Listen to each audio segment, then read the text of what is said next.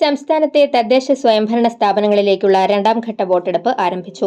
രാവിലെ 7-നാണ് വോട്ടെടുപ്പ് തുടങ്ങിയത്. വൈകുന്നേരം 6 വരെയാണ് പോളിംഗ്. വോട്ടെടുപ്പ് ആരംഭിക്കുന്നതിന് മുൻപ് തന്നെ പല ബൂത്തുകളിലും വോട്ടർമാരുടെ നീണ്ട ക്യൂ പ്രത്യക്ഷപ്പെട്ടു.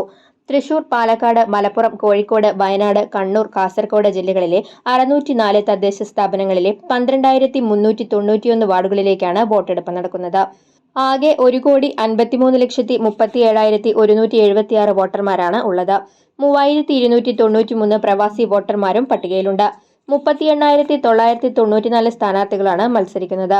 വോട്ടെണ്ണൽ ശനിയാഴ്ച നടക്കും. തെക്കൻ കേരളത്തിൽ ചൊവ്വാഴ്ച വോട്ടെടുപ്പ് പൂർത്തിയാക്കിയിരുന്നു.